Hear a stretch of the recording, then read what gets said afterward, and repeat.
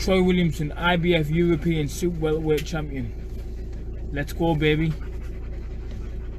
Now, this is an interesting story, and to be honest with you, if Frank Warren's prophecy is correct, then I would definitely watch Daniel Dubois and Deontay Wilder. And we'll get into Frank Warren's statement first, then we'll have a little bit of a chat about it.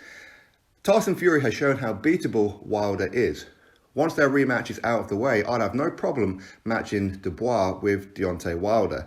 Daniel is the best heavyweight prospect on earth, and he'll have far too much for Wilder. I truly believe that. If Daniel comes through his fight with Joyce, which is a tough fight, if he comes through that and another fight, then yes. By the end of the year, yes. So that's Frank Warren's statement. So Daniel Dubois versus Deontay Wilder. Now, first of all, if Tyson Fury defeats Deontay Wilder in their third fight, which of course I fully expect to happen, then I think Deontay Wilder is too proud to carry on. I think that he'll just disappear and go pursue other things. So I don't foresee Deontay Wilder fighting Daniel Dubois or anybody else. But if that fight did happen, then yes, of course, you have to give Daniel Dubois a hell of a lot of credit for, first of all, taking that fight at this young stage of his career, because he's only had 14 fights right now, and his next fight with Joe Joyce, which is no given, by the way, that will be his 15th professional fight, which kind of falls in line with what Anthony Joshua done. Anthony Joshua, in his 15th professional fight, he took on Dillian Whyte. Then the fight after, become world champion. But I don't want Frank Warren to think that this is some kind of race, that he needs to do what Joshua done. Not at all. It's not a race. It's a marathon, okay? It's where you are in a few years' time. Because there are differences between Joshua and Daniel Dubois. Yes, they're both big powerhouses. Yes, they're running through everybody at this stage of their career. But with Daniel Dubois, he's far younger. And while he may have had there or thereabouts the same amount of amateur fights as Anthony Joshua had maturity on his side.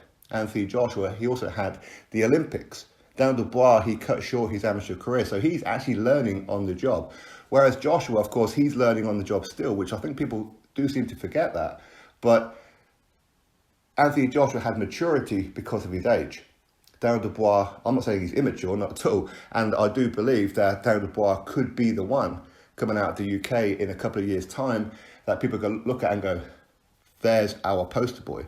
He could well be that guy. But right now, he's not Neo from the Matrix, okay? It's not written in the stars. It's not a prophecy to be fulfilled, okay? He still has to learn. And I think that him getting in there with Deontay Wilder, so if Deontay Wilder, Daniel Dubois does happen in Daniel Dubois' 16th professional fight, I think that's a bold move at this stage. And I said the same thing before. I think that Daniel Dubois against a Dillian Whyte, or Daniel Dubois against a Wilder, Daniel Dubois against a Andy Ruiz Jr.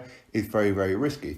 But of course, when you look at it from one side, yes, Deontay Wilder is very, very limited.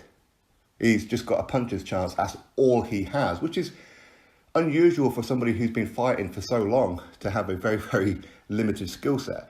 But if you look at who Deontay Wilder fought as champion even, you know, Bermane Stiverne, part 2. Of course, he beat Bermane Stiverne originally for the belt as well. So he fought Bermane Stiverne twice.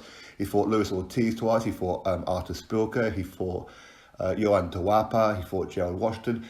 You would probably pick Daniel Dubois to beat all of those guys.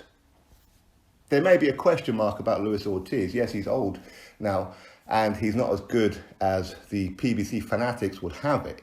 He's not that good, but it's still dangerous.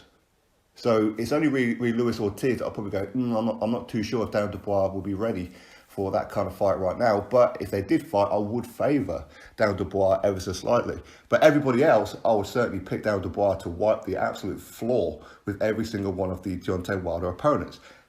That goes back to me telling you that Deontay Wilder's resume is actually very, very poor. But it's a bold move, and I don't want Frank Warren to throw Daniel Dubois in the deep end too early. I don't particularly want to be seeing him fighting anybody of that kind of stature until he's round about 20 fights in, maybe even 25 fights. I know boxing fans don't want to hear that. They want him to fulfill the prophecy now. But you can push people a bit too early.